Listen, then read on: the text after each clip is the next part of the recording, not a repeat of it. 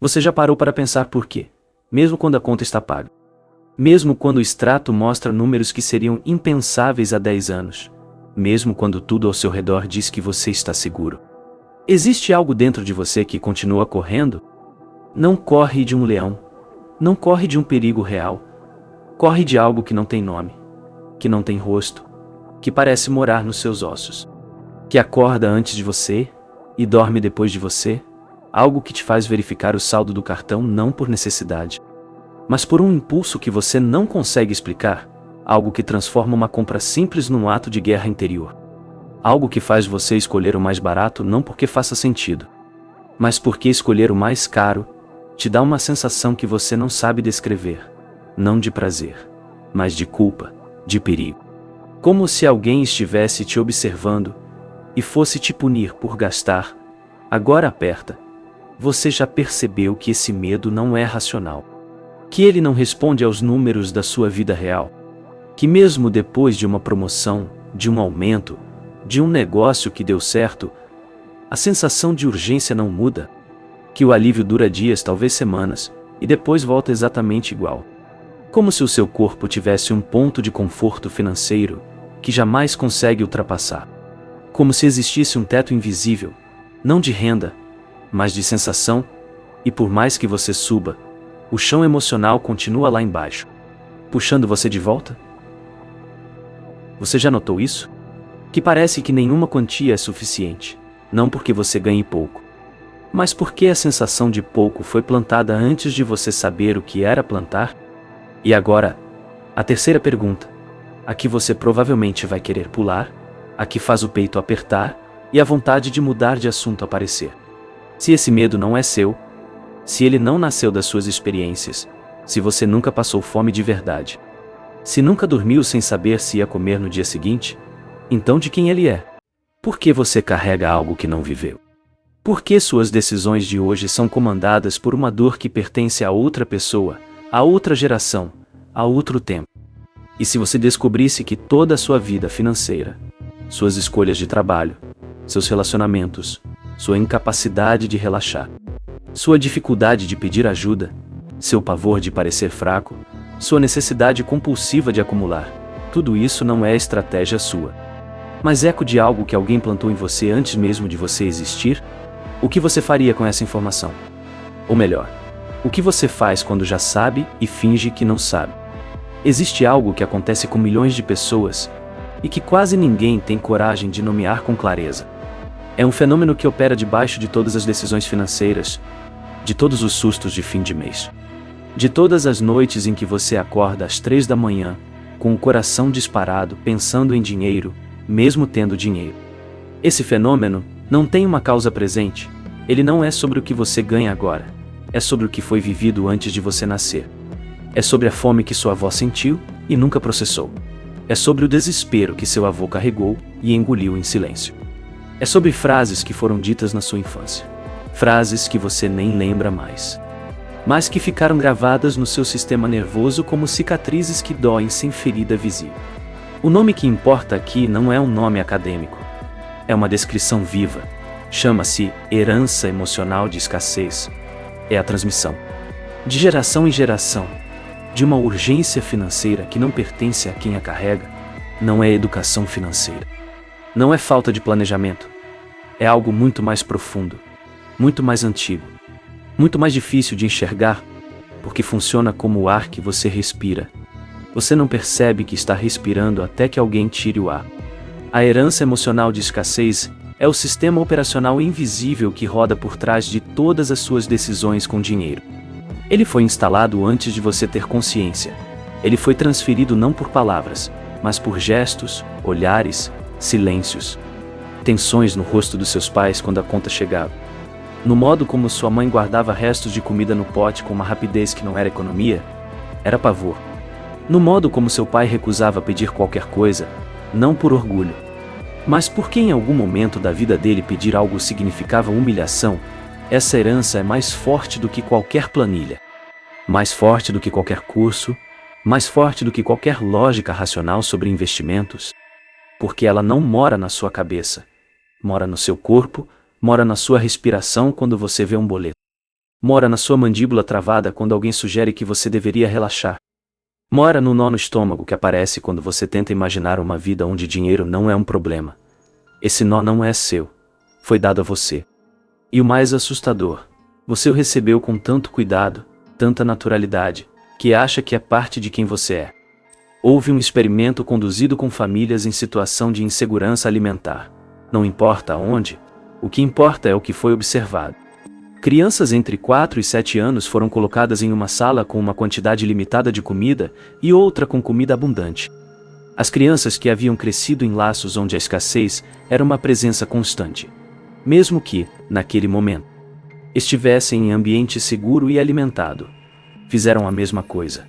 Comeram compulsivamente, esconderam comida nos bolsos.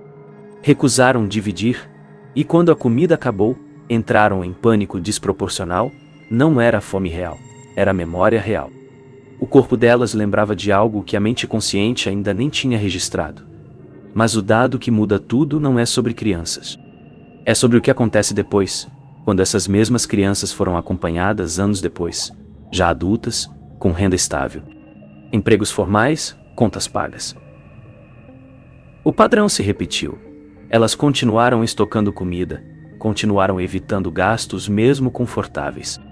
Continuaram sentindo ansiedade diante de qualquer situação que remetesse, mesmo que indiretamente, a possibilidade de não ter. A renda mudou, a sensação não. O corpo não foi atualizado. O sistema de alerta continuou operando como se o perigo fosse iminente. Porque para ele o perigo sempre é iminente. Ele não lê boletos bancários. Ele lê sinais de ameaça. E qualquer estímulo que se pareça com escassez dispara a mesma resposta de sobrevivência. E aqui vem a parte que dói. Esse padrão não é individual, é sistêmico. Em comunidades inteiras, famílias inteiras, gerações inteiras.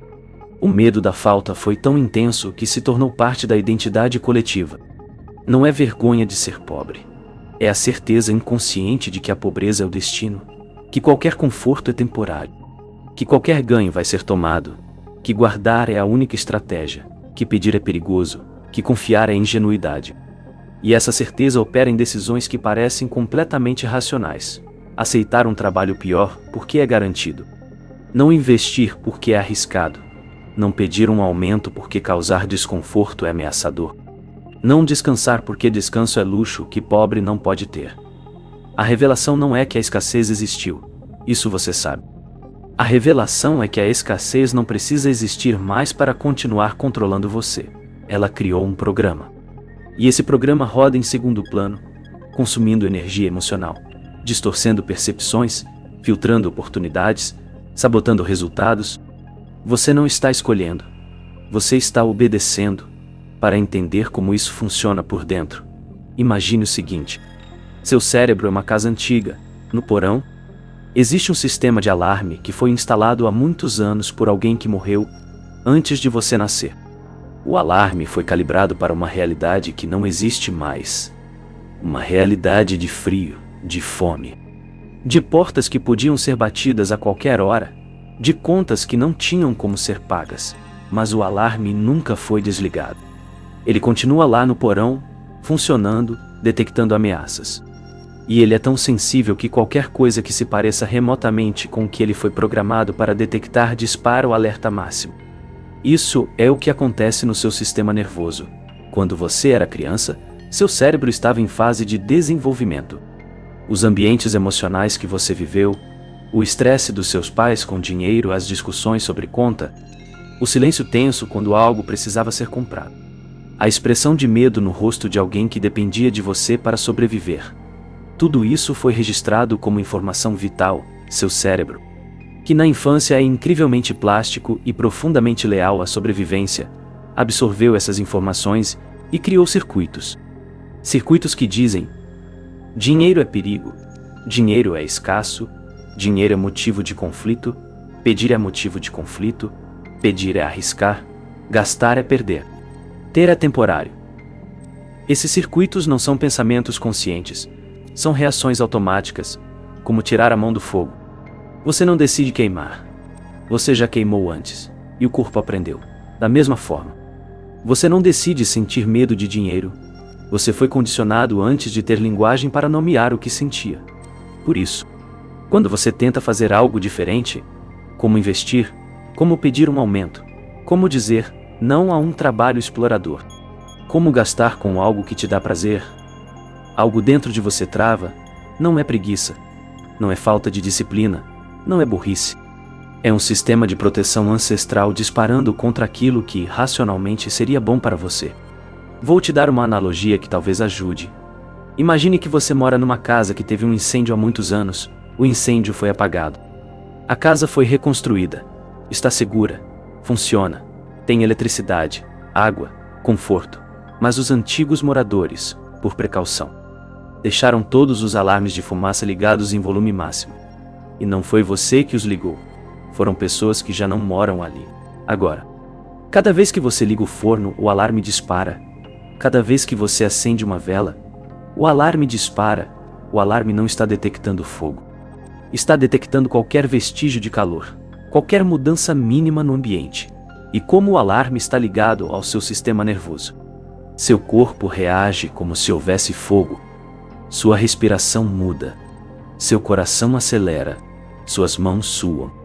Você entra em modo de fuga, e nem existe fogo. É exatamente isso que acontece quando você recebe um boleto.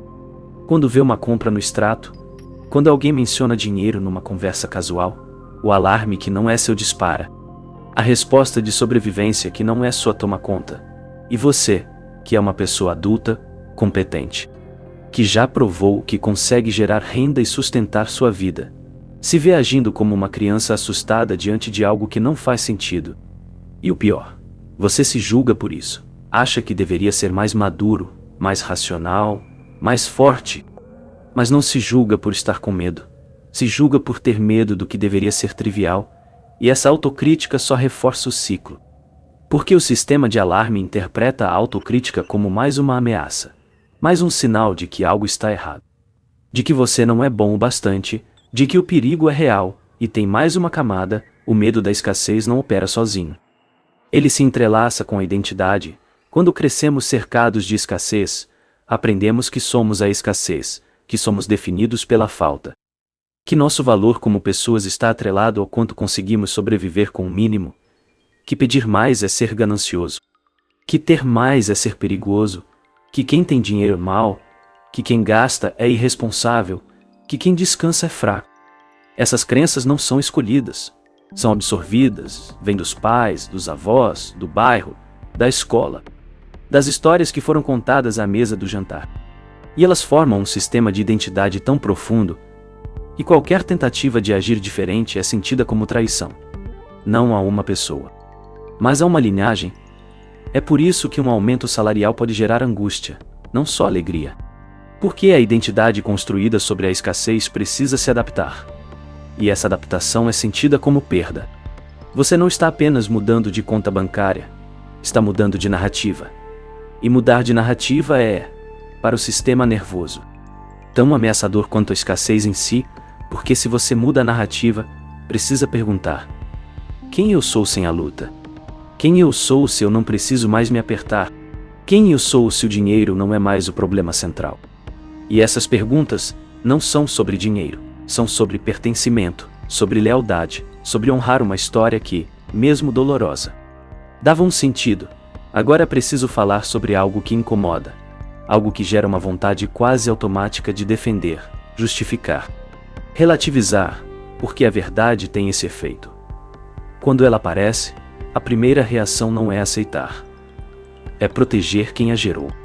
Sua família sabia, os seus pais, avós, tios, vizinhos, todos sabiam. Eles sabiam que estavam te passando algo. Não sabiam que era um trauma. Não tinham linguagem para nomear. Muitos não tinham educação para entender, mas sabiam. Sabiam porque sentiam o mesmo. Sabiam porque apertavam o mesmo nó no estômago. Sabiam porque faziam as mesmas escolhas. Trabalho demais. Gasto de menos, prazer adiado, prazer nunca. E mesmo assim, mesmo sabendo que estavam sofrendo, mesmo sentindo na pele o peso daquela herança, repetiram. Não porque queriam te machucar. Isso precisa ficar claro. Mas porque não conseguiram parar. Porque a dor estava tão normalizada que parecia natural. porque ver filho passar fome era insuportável. E a única resposta que conheciam era apertar ainda mais o próprio cinto e transferir a urgência. E aqui está a parte que precisa ser dita com toda a clareza possível. Transmitir medo não precisa de intenção. Não é preciso querer machucar para machucar. Uma mãe que esconde comida porque tem medo de que acabe não está sendo cruel. Está sendo sobrevivente. Mas a criança que vê isso não entende a lógica adulta. A criança entende apenas: comida é algo que some, que precisa ser escondido, que é motivo de angústia. Essa criança cresce e não lembra da cena específica, mas lembra da sensação. E essa sensação vira motor. Pais que nunca pediram aumento, que engoliam frustração no trabalho, que diziam: não temos não porque não tinham, mas porque o corpo já respondia como se não tivessem.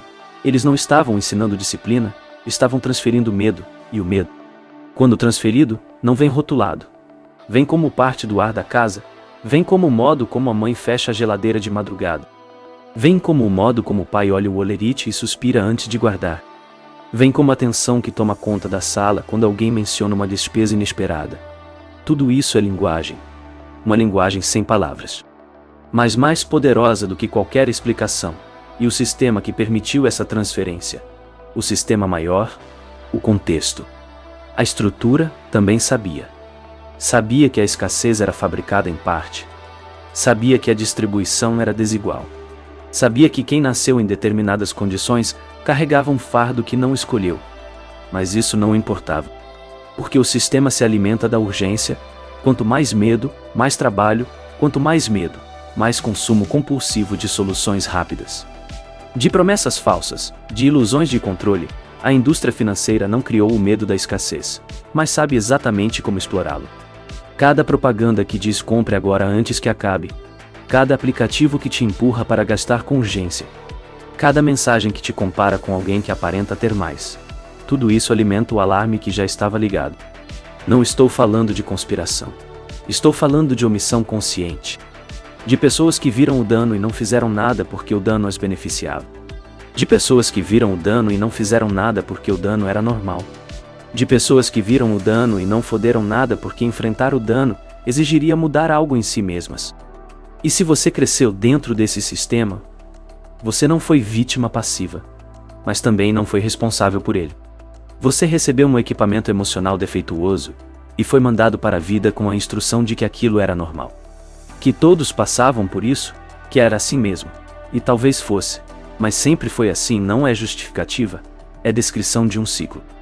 Agora vem a parte que é sobre você, não sobre a infância, não sobre os pais, não sobre o passado, é sobre agora. Sobre o que está acontecendo neste exato momento enquanto você carrega um medo que não é seu, estão roubando seu tempo.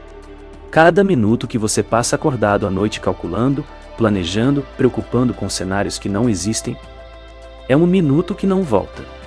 É um minuto em que você poderia estar dormindo, sonhando, descansando, criando, mas o alarme não deixa. O alarme diz que você precisa vigiar, que se você parar de se preocupar, algo ruim vai acontecer, e você obedece, e gasta anos obedecendo. E quando percebe, já passou uma vida inteira em estado de alerta, e o corpo envelheceu, e a energia se esgotou. E o que sobrou foi exaustão disfarçada de responsabilidade. Estão roubando sua atenção. Você não consegue estar presente. Quando está com alguém, parte da sua mente está calculando. Quando está em férias, parte da sua mente está cobrando produtividade. Quando está fazendo algo que gosta, uma voz no fundo diz que é supérfluo, e essa voz é tão constante que você parou de notá-la. Ela virou ruído de fundo, mas ruído de fundo consome mais energia do que qualquer tarefa consciente.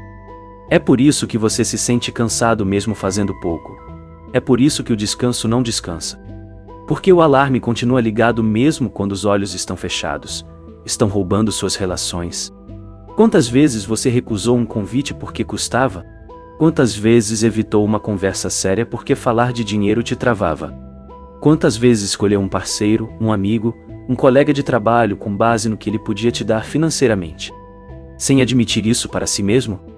A herança da escassez isola. Ela te ensina que o outro é uma ameaça, que se alguém tem, é porque tirou de você. que se alguém pede, vai te tirar o que é seu, que generosidade é estupidez, que vulnerabilidade é fraqueza, e cada relação que passa por esse filtro sai menor. Mais desconfiada, mais solitária, estão roubando sua identidade. Você não sabe quem seria se o medo não estivesse lá. Não sabe quais decisões tomaria se não fosse pela urgência.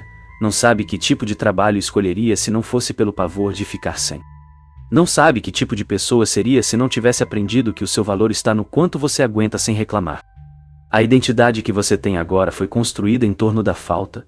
Você se define pelo que sobreviveu, pelo que aguentou, pelo que se privou.